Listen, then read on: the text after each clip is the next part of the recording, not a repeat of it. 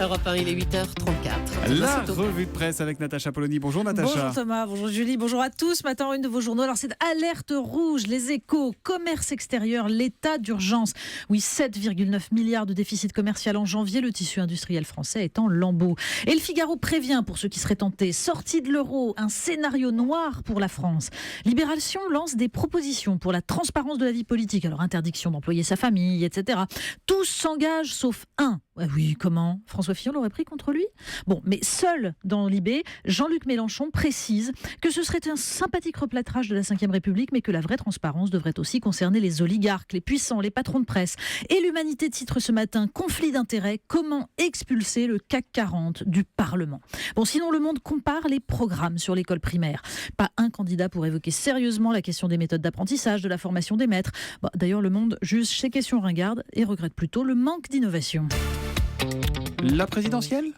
Écoutez, dans les éditoriaux ce matin, c'est la pesée. Après le ralliement de Bertrand Delanoë, l'opinion titre Macron tente de ne pas perdre l'équilibre. Le Parisien. Ça va vous être reproché, faites attention. Des lapsus révélateurs. Le Parisien est plus explicite. Macron va-t-il manger le PS ? Mais le Figaro montre certains ressorts insoupçonnés du vote. Si 2/3 des électeurs sont convaincus par leur candidat et n'envisagent plus d'en changer, les hésitants balancent. 8% de centristes entre Fillon et Macron, 8% de gauche indécise entre Mélenchon et Hamon, et 8% d'antisystèmes qui hésitent entre Le Pen et Macron. Oui, il y en a. Reste 10% qui n'ont pas choisi de candidat. Alors certains d'entre eux pourront peut-être choisir l'invité surprise de la présidentielle. Il est dans le Parisien et il a déjà 480 parrainages. François Asselineau, plus connu sur les réseaux sociaux, revendique son pédigré d'énarque diplômé d'HEC pour expliquer que son projet de sortie de l'Union européenne n'a rien de farfelu, dit-il. Son parti, l'UPR, aurait, selon lui, 17 000 adhérents, issus, dit-il, de toutes les professions, sauf celle de directeurs généraux des grandes banques. Vous nous parlez de Whirlpool à présent. Ça, c'est dans Libération. Mais c'était aussi dans le journal Fakir qui avait alerté. L'usine de sèche-linge d'Amiens va être délocalisée en Pologne, laissant 286 employés sur le carreau. 3 plans sociaux depuis 2002. À l'époque, l'usine comptait 1300 employés. Electrolux, Bosch, tout est là-bas, déplore une salariée. En 2016, le groupe Whirlpool a réalisé 900 millions de dollars de bénéfices. Les salariés, eux, ont accepté les salaires gelés, le sacrifice des RTT. Pas assez pour empêcher la délocalisation. Les sèche-linges feront donc 1500 km pour revenir en France à la vente et pour gréver encore la balance commerciale.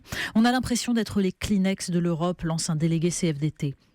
Lors de la cérémonie des Césars, le journaliste François Ruffin, patron de Fakir, récompensé pour son film Merci Patron, avait évoqué Whirlpool. Cela fait 30 ans que ça dure, avait-il dit. Ce sont les ouvriers qui sont touchés et les ouvriers, on n'en a rien à foutre. Dans ce pays, il y a des sans-dents, mais surtout des dirigeants sans cran.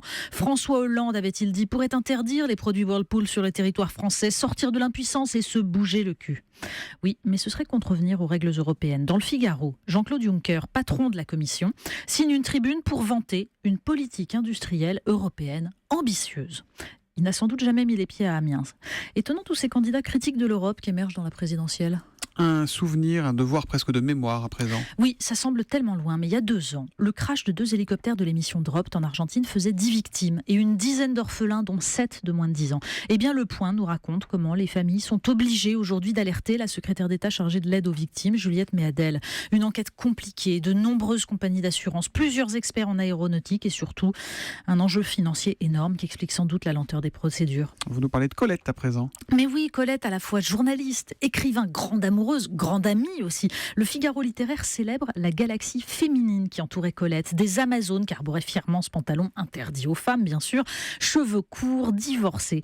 Une journaliste styliste, à l'égal de Kessel ou de Giono. Et en fait, c'est ce style qui est sa plus grande liberté. Et on termine avec, non pas Colette, mais Cosette. Exactement, et ça aurait sans doute fait rire Colette. Le magazine Cosette nous présente une nouvelle appli de copiétonnage, oui, pour les femmes qui cherchent un chaperon pour leur trajet solitaire. Alors ces galants messieurs fixent eux-mêmes le prix de la course, de 3 à 5 euros pour les 10 minutes de trajet, c'est sympathique.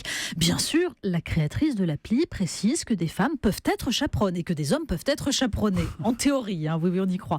Bon, d'ailleurs, j'aurais dû citer cet article hier, puisque c'était la journée pour proclamer qu'on est féministe. Le reste du temps, on parle de choses vraiment sérieuses, bien sûr. Alors juste une chose, Colette, par exemple, n'était pas féministe. Elle était juste. Et c'est pour ça que son écriture est sublime. Journée internationale des droits des femmes hier et journée de l'audition et donc de la surdité aujourd'hui. Peut-être faut peut-être qu'on ouvre un peu plus nos oreilles les autres jours de l'année, nous les hommes. Voilà. N'est-ce pas ? Merci beaucoup Natacha Polony, qu'on retrouve demain à 8h30.